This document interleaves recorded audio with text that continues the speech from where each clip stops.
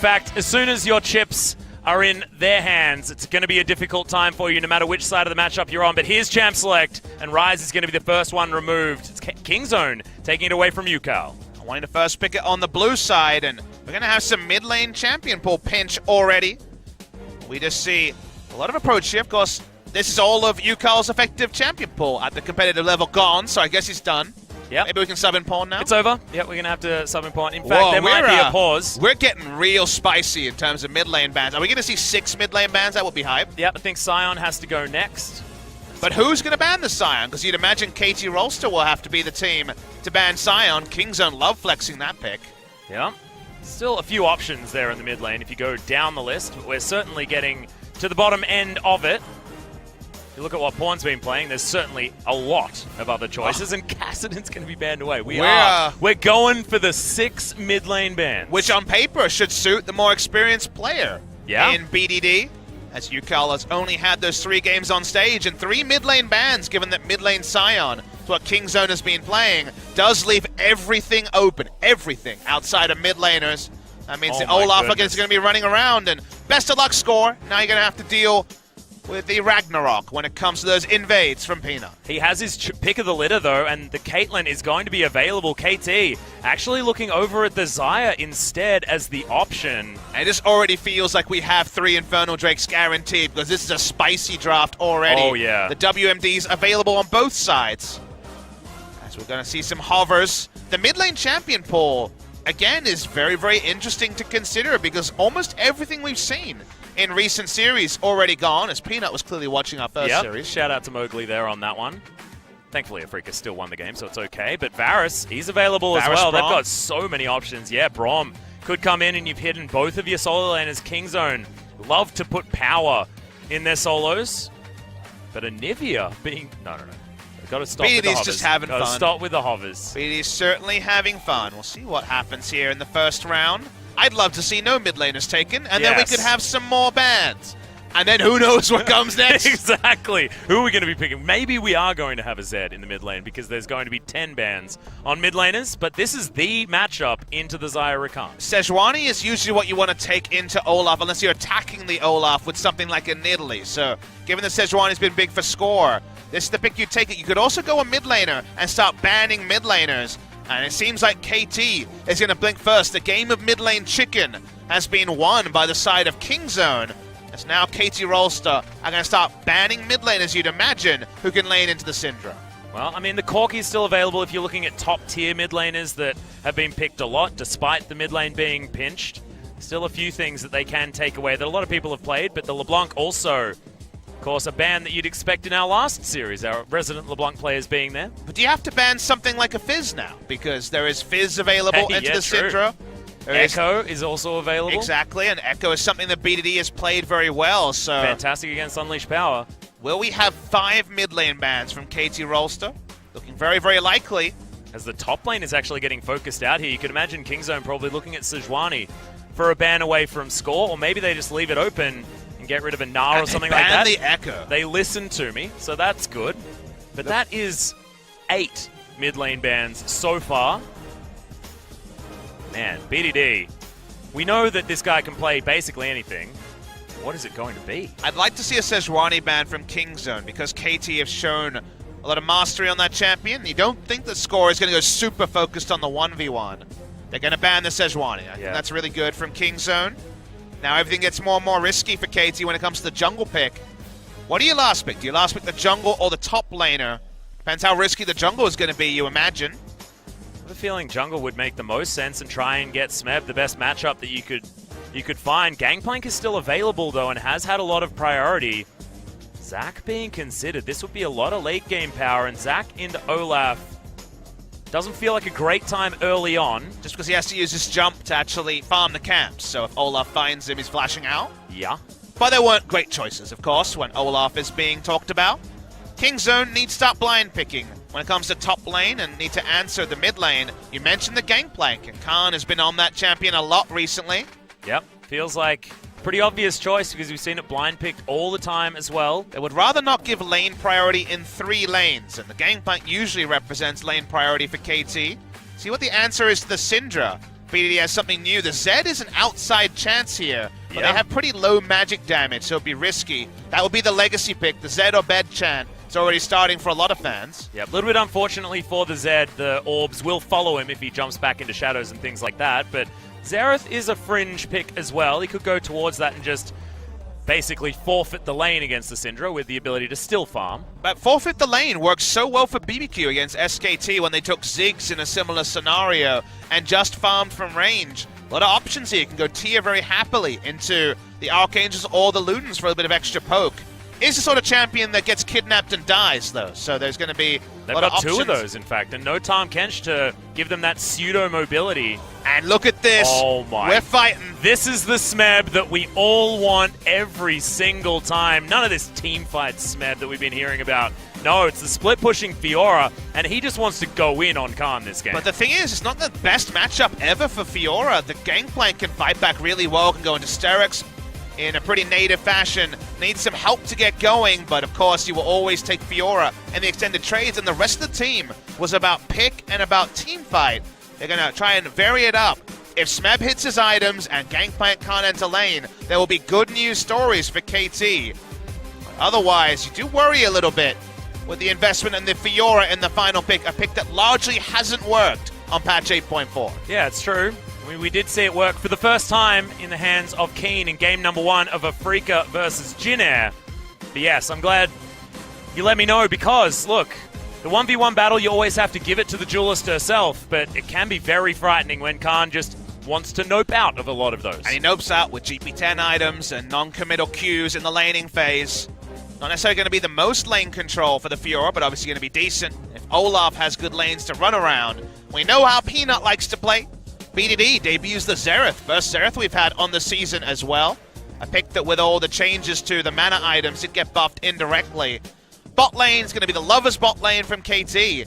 Kingzone DragonX going to be breaking out the Leona to follow the Rakan, but also to start baiting out that W, the riposte from Fiora. So teamfight Fiora, not looking good. Yeah, so a lot of options for Kingzone, especially in the early game, but KT not without their choices as well. This is the hype matchup that we've all been waiting for. These are the drafts that we've really wanted as well. Let's get into game number 1, Kingzone versus KT.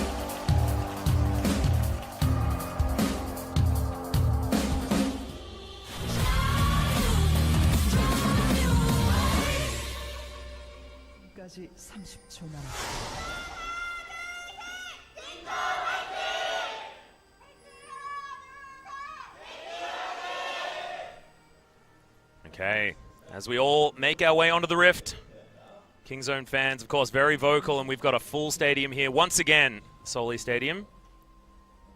And ready for a hype matchup. Smeb has already played 17 games of Fiora in his career, usually a niche pick for most players. 10-7, played it at Worlds in 2016. Always been a big pick for him. First time on the season, though, so he's going to be visiting the Fiora this game. Yeah, first time he's played it with the Kleptomancy. I like how both of them have gone Ancient Coin. We've got 3 Ancient Coins on the Rift. Yeah, probably very similar as far as the build path is concerned in the rune pages as well, given the Kleptomancy. This fan is loving the fact that we have the oldest player and the youngest player on the Rift, as we have Score, the oldest player, all the way from the first ever OGN Invitational Tournament, and Yukal, born in 2001, January 30th, on the Rift together. KT's trying to stop them getting to lane, but Peanut just there to escort them. Actually slow him down a little bit as he was just maneuvering his way over. It was a cute little ward to just spot them getting into that brush. Quite earlyly put down. Smarter's going to get shielded daybreaked. KT continue to try and get some control here in this lane, but at the moment, very even. That's exactly what the Leona Varus is supposed to do. Supposed to be able to stand up against the Lovers duo. And the Leona ult value is just off the charts important in this game because you can ult Syndra, you can ult Fiora, you will try to follow the Rakan with the Zenith Blade. Both are solo lanes, but they do have to kind of stand and deliver. And if you hit that ult onto Yukal, you'll probably have to switch over to Cleanse later in the game because of the threat there. So the Leona pick is definitely very, very strong in this case. And you were right, there's going to be double Klepto. We kind of expected that with the recent trends of Gangplank and Fiora players. Yep, Smeb going into the very strong Resolve tree this time around, and Khan is going to be going sorcery, as we do see. So probably not going to be wanting to fight. That's called opting out of getting shot ever. And Score, jungle top side, started at red buff. Is going for a very creative path this game. Trying to dodge out of any sort of aggro coming through from the Olaf. If you look at the path, red buff into Raptors, into Wolves, into Scuttle, and then he can start on his bottom side jungle, and the respawns will start to be there as he power farms. So it's very much a power farm route from Score, looking to avoid Olaf at every opportunity. Yeah, and they're going to trade Rift Scuttlers, so you're right, not going to see each other just yet. As UCal 2015 summer, my first season in the LCK GBM. On about 4 teams ago on Jin Air. Oh my goodness, versus Easyhoon before he went to China? Yep. That's insane. Twisted Fate. Before he was a world champion. 2015 summer. Well, that's been a long time. Which is crazy, because I was just watching Faker last night, playing it in solo queue. Well, this year's all about, being the beginning of the end according to OGN, and the fact that the OGN days of broadcasting the LCK ending, so we have all those great stats to draw upon from the past. Past does inform the future, because we see these champions come back and they look super powered, and then people remember the old school counter picks, and that's where things get fun. Caitlyn becoming a first pickable champion, people remember, wait, Ashe was always the champion. You took into Caitlyn, and we'll see more Ashe in that matchup as the Caitlyn priority stays high. Yep, already Prey and Deft both playing the Ashe in the LCK thus far this season. Maybe even in this series eventually, Atlas, especially if we go to 3 games. There's probably not going to be 3 games of 8 mid lane bans. Well, this is the thing. Is UCal going to be subbed out and we're going to have Pawn back, and then things may well go to 80 carry bans. And then we might have a very interesting thing where it's Draven versus Jinx or something like that, which doesn't sound great for the Jinx. Get map control as KT have a lot of options. There's a bit of brawling down the bot lane. Map control and the threat of a Zac and also a Syndra being off the map is very, very powerful in terms of engage. That makes BDD having to position very, very defensively if they lose map control. Oh, at the moment, the mid lane is extraordinarily close. Top lane, not so much. Khan happy to wander underneath the turret. Gets the passive onto Smeb. He might die. To be so careful! Oh my god! He was in single health. He was at 7 HP, I believe. Calculated. Okay. Man. Well, that's called, yeah, that's playing with fire.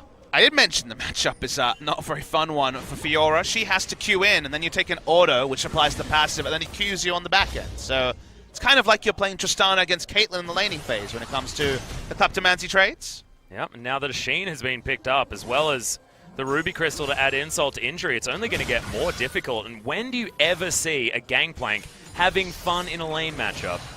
Basically not ever. On this meta, obviously in previous metas against Shen and things like that, he was able to be very strong against Poppy as well. But in this meta, where everyone plays combat champions, much less fun. It's level 6 first. Looking for another lunge. So, yeah, there it is. Peanut biding his time, but he will actually run in here. There's a cannon barrage. Smeb gets the flash off. With the grand challenge, he will be able to escape. Very well done by Peanut, ganking his old former 2016 Rocks Tigers teammate in Smeb. 4 Rocks Tigers on the Rift for this game. Smeb, the lonely one, feeling like his friends are ganging up on him. Khan is going to have this full minion wave to deal with. Okay, they don't have any vision on where Peanut is, but they know he has left. Can move down towards the bottom side. We know that Smeb is going to be okay, but with the wave in that position, he has to play so respectfully. There's a confirmation it's going to be a tier build, and I've seen basically, I would say, 85 to 90% tier when it comes to Lost Chapter, maybe even higher, maybe 95% has been the choice of these 20% CDR items. The bridge is what we talk about there, in that you don't have to wait till you hit 1100 golds back. You can buy a tier with the 750, and then from there you go into a nice bridge into Lost Chapter. Builds really naturally. The shield strength is at its strongest on patch 8.4, so you get a lot of protection in a meta where health items like the Leandries are deprioritized compared to the past. So basically we're seeing 100% usage of the Archangels into Seraphs whenever possible. Scores top side. Yeah, he's going to launch his way in. He's got the kidnap if they want it, but he's going to bonk Khan in the head, and that's first blood going to Smeb. There's the flash in, and Peanut's just going to recklessly swing, and that's a dead Smeb. So, look, We're evened it out, but First Blood going over to the Fiora is a big deal, and no gold really going to Khan apart from the assist. And Khan has been, dying more recently on the gangplank than he has in the past. They've been staunch in sticking with the gangplank despite it not being Khan on lane control. Jace and Riven, of course, things he's famous for. We saw him die at the Krug camp on Tuesday. We see him now just kind of invite a situation where he did not need to be there, and through Flash, he does die. Turns to lane. At least Peanut is there, like you mentioned, to pick up the trade kill, but had to invest his Flash and ultimate to make it happen. Yeah, also means that the bottom lane can then play a little bit more aggressively. Deft and Marta getting a lot of respect out of Prey. As you can see, Ninja Tabi the first pickup, with the only real damage item being the dagger. It is great news. They do get the wave pushed into them. An extra vision was then claimed, so KT actually moving Marta around to get vision control. That's going to be how they utilize understanding where the pressure had left the map. If you want to understand how to attack Kingzone, the most reliable strategy in the 2018 season, of course there aren't many, they haven't dropped many games, has been to attack Prey and Gorilla. Prey and Gorilla had a really hard time against the Rocks Tigers earlier this week, and usually they will go super defensive in their choices, so they will go for the likes of an Ezreal Alistair lane and just have the Alistair dodge lane, the Ezreal farm from range. Been so many games of Ezreal, 15 games of Ezreal from Prey this season. The Leona is much more committal. The Leona is the sort of champion who only really works in one way or has no laning phase if she's going to be defensive. So definitely the sort of area you can attack, and building around Deft and Marta is a pretty damn good strategy for KT. While it might not necessarily have been the pre-10-minute plan after they drafted Zac into the Olaf, I still feel like a bot lane focus would behoove KT Rolster. Yeah, and also bot lane focus means that you've got that insurance policy. We know Xayah works extraordinarily well when you move later into the game. Depending on how Prey builds, he will still be a fighting force, but if it's more on-hit Varus without an Infinity Edge, that makes things hard, because it's normally Infinity Edge 4th item, if at all. So there is a window where Deft will have his Infinity Edge done after the Essence Reaver Rapid Fire Cannon, that KT will be very, very strong with the consistent damage. You talk about the item spikes. Again, my kind of issue there is that they're less teamfight ready with the Fiora. If they were going for the Fiora 3-item Xayah and not a Fiora, a more teamfight oriented champion, I think they would be in a great scenario. But having gone elsewhere, his score is just trying to zone Khan away, knowing his flash is down, means that the timing is going to be interesting here. I feel like Rageblade, Trinity Force power spikes, the first item spikes for Kingzone are the start of the good news, and unless Fiora can really run away with the top lane, it's unclear when the good news will end when it comes to the 4v4 we expect to see a lot of. Yeah. Theoretically, Xayah will be strong. You're right. Got me a little bit stumped. Maybe it will be just use Marta's famous vision control to get KT picks, and then utilize Smeb being able to keep people at bay, assuming he can get himself ahead. First Blood is good news for the Fiora. We haven't seen it be ultimately fantastic so far in the LCK, apart from today. Of course, just role-playing in the brush, just chilling there, waiting for Khan to finally walk up. Surely he wouldn't stay here this long. Yeah, they're going to have to back. Not sure whether they know that score is still there, but Kingzone feeling pretty comfortable to just take this first Mountain Drake. Kingzone have control of the bot lane, so happy to push up. No sign of score, so they're going to take the first Drake. Like you say, easy peasy. No one's taken. They know exactly what's going on. As Peanut's going to continue just to put vision down. The cheeky ward was useful for KT, but useful enough to stop all of the objectives being taken from under their noses. Death's up into Ninja Tabi, which does get a lot of value against the enemy team. Doesn't give you CC reduction, and there's insane Wombo CC. Speaking of CC. Yeah, speaking of Wombo CC as well. Skull feels a bit silly. Stretch Armstrong not going to get the stretching strike at all. And Kingzone just going to continue farming underneath this turret. These lane ganks not working out for Score, who now is falling pretty far behind in terms of camps, about 5 camps behind the Olaf. Ravenous Hydra is done for Smeb. And are we looking for a particular moment in this Fiora Gangplank matchup where it gets better for Fiora? Or does it not get better for Fiora unless there can be ganks towards the top side? I think definitely the all-in trades from the Fiora can be big. I think a Phage to start getting the Rage passive and the movement speed to keep up with the GP. 2 items will have the ability to take an aggressive trade, force Gangplank out of lane, and then take the turret with the Trinity Force, for example, giving the turret threat that wasn't there in the old Black Cleaver builds in previous patches. Yeah. But all in, and in a minion wave especially, when you get full value out of the Ravenous Hydra AoE lifesteal, there are some good trades to be taken for Smeb.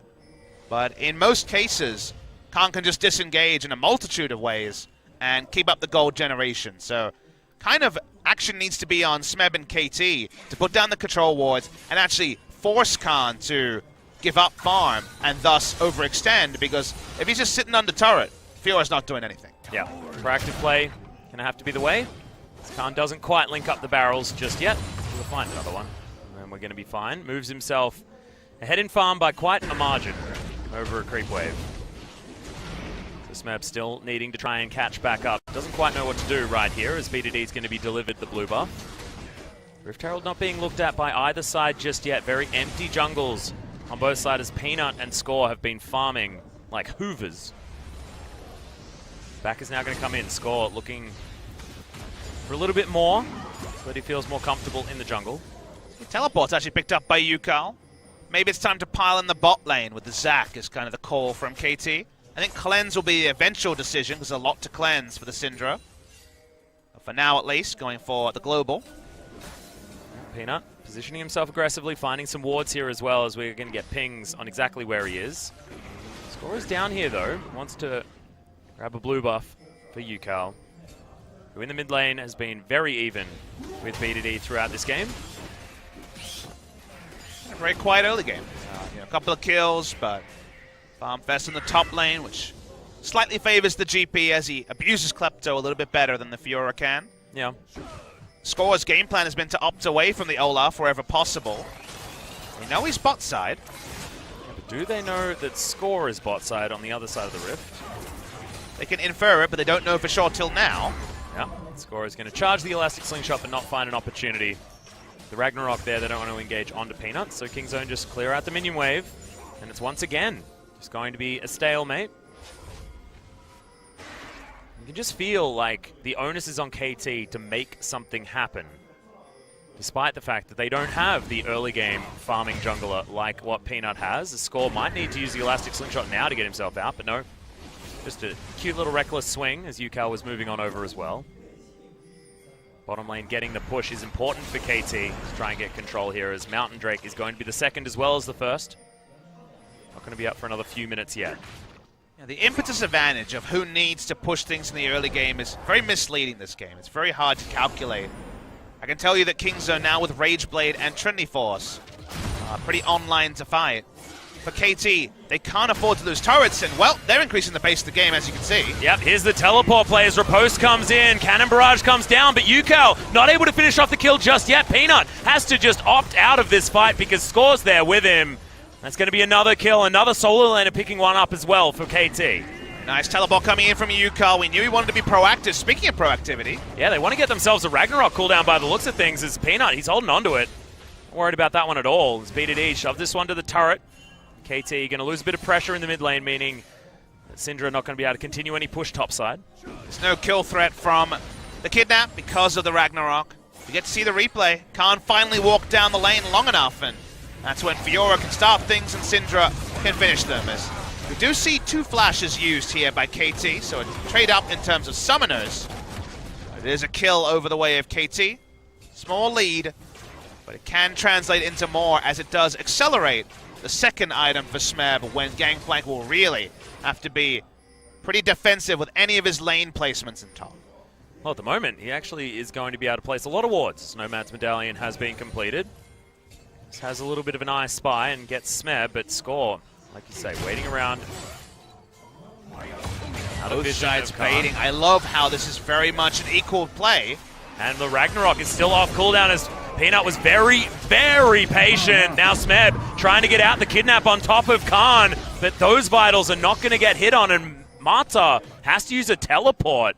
Deters BDD, but he didn't actually invest a summoner. Yeah, that's an extra summoner used by the side of KT as Mata is out of lane. Leona roaming on the bot side to cement vision control around the Drake. That should be the reward for the side of Kingzone.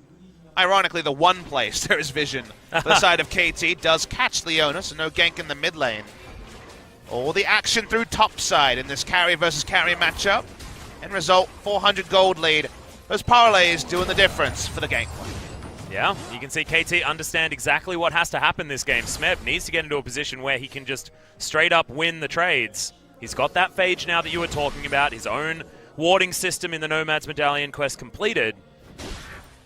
It still feels like Khan happy to just continue being Gangplank. Move himself slowly to 6 items. In goes Kingzone. Yukao, he's going to be the target. They pile on top and they tank it. Peanut doesn't even lose half of his health bar, and that's why you don't just throw away your flash on the Syndra. And also uses the teleport, so it doesn't have cleanse available, hasn't switched over to it yet either. And so it's free food for the Leona and friends to take down. Mountain Drake should be straightforward as well, although Mata finally is going to be battling for control around the bot side. Yukao's actually, for now, going to go the Ghost to try to ghost away from the initial CC. It's another way you can approach it. But good capitalization, and Kingzone have been very smart at tracking the summoners and being able to play around power troughs. Power trough with the flash down for the Syndra. Nice kill to Kingzone. Yeah, also giving the gold to, I feel like, the appropriate member of the team as well. I mean, getting Peanut super fed on the Olaf means that they can transfer the power all the way around the map. Get it exactly where they need it. So like you were saying, playing around these power troughs, but that's also going to spike at different times as well for all of these members of Kingzone. So now with all of that opportunity to just put Peanut where he wants to try and get a kill, he can be backed up by the rest of his team. Triple Mountain Drake as well when it comes to the wave clear of the Xerath and the Gangplank, but also the Baron speed. Those are the sort of things that you have to calculate, and they're much more intangible than other buffs. You know what a certain amount of AD and AP looks like in terms of damage as a pro player, but the extra speed at finishing objectives is something that is always a little bit harder to calculate. More factors involved in that. Well, Deft and Mata are actually playing really far up in this lane. Yukao moving his way down. He knows that he's in vision, but they just want to guarantee this turret. Score's position was well known. Deft taking loads of damage from the cannon barrage, and that's going to save the outer turret. One of the fantastic things about having a Gangplank is you can just order in that orbital strike. Smeb is ready to go on the all-in, but soon it will be Khan's flash up. The rest of his team is playing bot side, Peanut's top side. Smeb has to show respect, can't look for aggressive trades. And now first pick might actually come from the side of Kingzone on the top side of the map. Yeah, Smeb having to use the lunge gets out of the way of the undertow, but that's a full wave that he's going to lose on that turret. First brick does go down on the bottom side of the map, but it's 20 minutes and 20 seconds into the game. They know about this, that's why the teleport's coming in, but they might be too late with the double mountain. Yeah, Smeb is going to arrive, but it's down to 2,000 health. In goes Smeb, he's trying to find it, but no, Peanut grabs himself the Baron, and now Kingzone, can they turn this one around? Smeb in so much trouble, he's just going to get shot by Khan. Yukao as well, he's just taking the whole ult from BDD. And Score gets himself out, uses the kidnap of all things to do it. KT lose the Baron. So early in the game, the double mountain does come up trumps. If it wasn't double mountain, Zach would have been there to at least threaten a steal. Good, assertive call by Kingzone. One of their best qualities as a team has always been their Baron and Dragon control. And they can back away with a very early buff, and now the ability to push lanes and pick up their first turret of the game. Yeah, looked academic from Kingzone, and let's have a look at it again, just rushing it down. It's an early teleport from Smeb because he's the first one to read that this could be happening. KT were playing around the bottom side, that's where they were strong. Peanut was looking to gank the Fiora, chased Fiora out of lane, and surprised KT with how fast the Baron came in. Half-hearted ult there from Smeb, half-hearted use to make the Let's Bounce work for Score either. And neither of them come up to anything. A nice bit of gold for Kingzone, and also probably the outer ring of turrets. So nice injection to increase the pace of the game. Yeah, should be enough. And as you may have noted, the Xayah nowhere to be seen in that fight. Deft was actually farming minions in the mid lane for almost the majority of that situation. Smeb will at least be able to clear up all of these creeps on the bottom side, avoid that outer turret going down, but the rest of KT need to be invested into the mid lane. So much vision control. The whole river is lit up by Kingzone. Know exactly when Smeb is going to be rotating over. No teleport, of course. They're just going to lose objective after objective. It feels with Sterix completed as well onto Khan that Smeb, I wouldn't even put my money on him in the 1v1 at this stage of the game. And I wonder what Fiora's win rate is when the enemy team gets first Baron on patch 8.4. I'd say close to 0, because what that represents is that usually there's going to be a banner of command. We know how powerful teams are, being able to take objectives. Wrestling back the map control against an early Baron is so difficult, and you may never even get into a scenario where Trinity Force Gangplank has to deal with a Trinity Force on the Fiora. Seems like that's not going to happen, with the pace of the game being entirely controlled by Kingzone DragonX. Yeah. Kingzone now going to move that power towards the top side. Inner turrets now under fire. Khan continues to push minions that are difficult to kill into Smeb, who's actually forced out of this lane. He's got another cannon creep. This tower, not long for the world. It's just going from bad to worse if you're a KT fan, but it's going from fantastic to fantastic for Kingzone. No longer do they look like that team that was somehow challenged by the Rocks Tigers. As in goes Score, they're looking for a desperation play. He's just getting smacked around, no one doing anything. And BDD is enough to deter them from doing anything. Deft almost just dies incidentally. Yeah, so much damage that he can zone away multiple people from out of range. That's what it's all about with the Xerath, outranging the Syndra. The mountains, they push so damn fast. This Baron play has got them 6 turrets, soon to be 7. Yeah. An inhibitor turret in the mid lane is going to go down. I don't see anything stopping them from just grabbing the inhibitor. Peanut is just being a bodyguard. Smeb has to use the riposte. Now that's on cooldown. And Khan finding the barrels, finding the damage. Inhib goes. They save the bottom outer turret. Sorry, inhibitor turret, but that's about all the good news I can find on the map for KT, Papa Smithy. You get 1 Baron at 20 minutes. It turns into 7 turrets. The double mountain working in overdrive in this game. And now KT with the Fiora, or as we mentioned a couple of times from draft onwards, being trivialized in a scenario like this and Gangplank being a lot more viable in a team fight. They might already have to start thinking about game 2, which is kind of a crazy thing to say when it's first versus third. KT, this game happened around the bot lane. It happened around a lot of their awareness. The macro was so decisive by Kingzone that Deft might have blinked a couple of times and might end the game 0-0-0 in a loss. Yeah, the power that they felt like they had with the Xayah Rakan just honestly wasn't there. Kingzone have drafted themselves just 5 champions that work better together. The Siege scenario with the Baron, 8.4, you need to always account for that because that's where so much of the power lies with when you're going to be making these plays. The Fiora once again looking very disappointing. Wondering why that was the pick. You just think about what happened.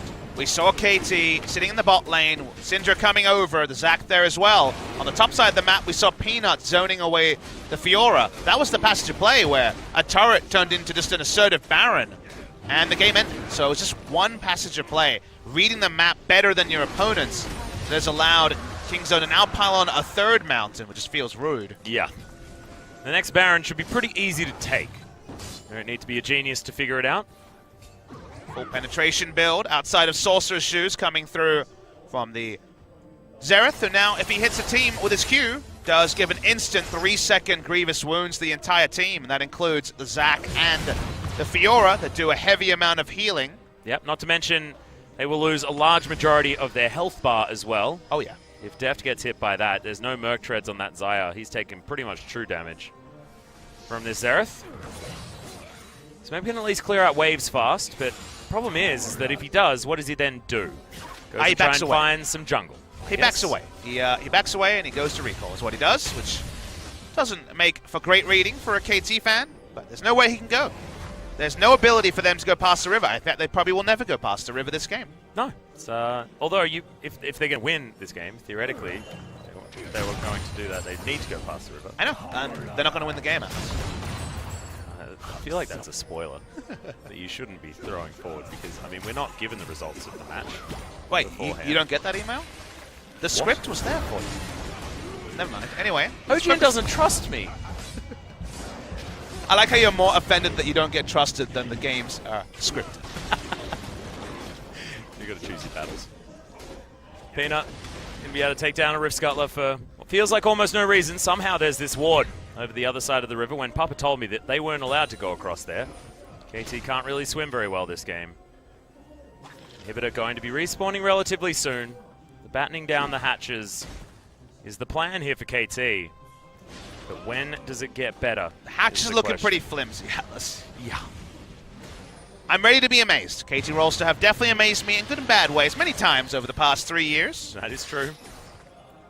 But they're pinging down onto Smeb. He's got teleport available. And Peanut can just make so many mistakes because he's got Ragnarok and he's ahead. So he just walks up, but speaking of mistakes... Yep, Solar Flare comes in and Featherstorm has to be invested. Def now has to play so far back as Peanut just weaves his way around. Score, not going to find anyone to attach the Stretching Strike to. Now Kingzone will be able to just peel back to the Baron. They know every flash they get, everything is just super important because now Yukal and Def cannot be anywhere near this fight. Can't even clears the ward to confirm they're on Baron because guess what? It's gone. And Peanut flashes in. By the looks, was that a flash? Yeah, it was. He flashed in to get the smite. Sorry, I needed to double check because that was ridiculous. I wonder if he thought a blast plant was going to respawn and he got the timer off. That looks silly, but still got the objective very, very expediently. And remember how they got 7 turrets without a banner of command? Now they have a banner of command, but sadly, not 7 turrets left on the Rift. Yeah, not going to be able to get very much value out of it by the looks of things. How depressing for Kingzone. The most first world problems. Def would just really like to get 3 items. Oh, I think he'd really like to be in the next game at this point. You know what? I think Kingzone will oblige soon.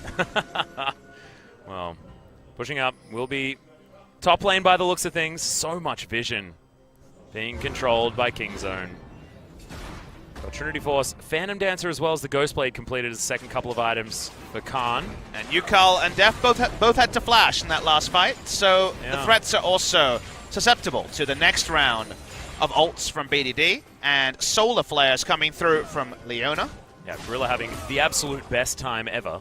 Peanut has just the most items, so we'll continue to face check. Adapted Helm, as well as the Warmogs, and has the armor now built up. His Infinity Edge finally came in, so yep. Yeah, Deft is ready to go. Ready to fuck. There's not a lot of armor, but unfortunately, the damage is so long range on BDD especially that don't really need much of a front line. Well, Peanut, at least one of the Vitals is going to be taken, but it feels like Vitals is an odd word in this game. Because Kingzone don't look like they have too many of them. Khan freely able to push this Baroned up minion wave towards the inhibitor turret on the bottom side. And here's Bannon. Bruce Banner having the easiest time ever, apart from the fact that he can get picked up and chucked down, so not going to get all that much value. I'll take it all back. Khan being very respectful. He didn't actually walk up for any autos at the start of this play. Didn't know where Fiora was. Didn't want to die. Just want to keep that pressure. Knows that there's no point being impatient. They're going to make it a 3-1-1 as Peanut is in the mid lane. May not have a flash, but I mean, this tower's just going to go down. Khan can just shepherd his minions as in goes Score. They're looking for the fight onto the 3, but the Solar Flare's great. And Score, the kidnap's there, but he has no health. He just gets popped up in the sky because KT are dealing with all of the AoE raining down on top of them. It's like they don't even need to worry about actually being engaged on because there's a cannon barrage, then an ult from Azereth, and they can't do anything. I got nothing to add. You succinctly put it in Atlas as Kingzone is looking to close the game. Minion waves haven't grouped yet, but they're coming. Finally, it's a double knock-up from Mata. He battle dances his way out, and I think he's going to wait on the fountain because the composition from Kingzone feels dirty. They're not letting KT play League. And Yukal, he's actually just put right into the death chamber at the very end of this game. Def, no flash, no way out. Having an awful time. Kingzone, on the other hand, feeling brilliant. Double kill for Khan as he joins his team at the end.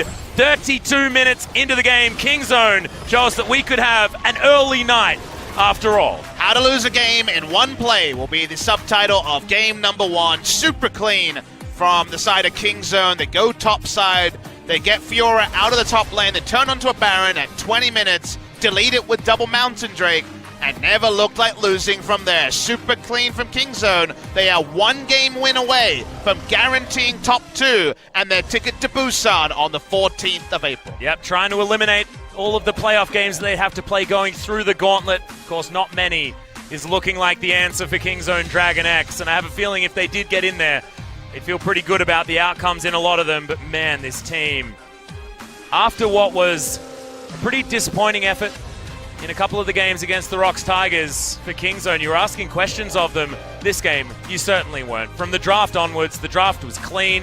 KT throwing some experiments in there, but not really getting the results that they wanted from the composition that they elected to choose. Kingzone are known for controlled aggression, but it was just aggression for 2 games. And it's BBQ, it looked fantastic against Rocks. It was exploited to some degree. Back to controlled aggression, back to decisiveness, back to winning ways for Kingzone DragonX. Yep. KT, back to the drawing board. They're going to have to figure out how to take down the juggernauts of Kingzone, who have proven to be another Achilles heel on what is not a long list, but it's starting to form. KSV getting the number of KT, but also Kingzone. That is 3 in a row of very one-sided wins for this team after what was an epic Kesper Cup final before the season began. Now Kingzone DragonX have gelled. Now they look undefeatable. Can they make it 2-0 and go forward? Well, we're going to be looking over there, guys. We are going to have a short break before we get there, of course. KT going to be the ones really looking forward to having a little bit of time to relax, recoup, get themselves back in there. Are we going to have some substitutions? Is anyone going to come in on the side of KT that we maybe haven't seen yet? Not entirely sure, but after the break, we'll find out.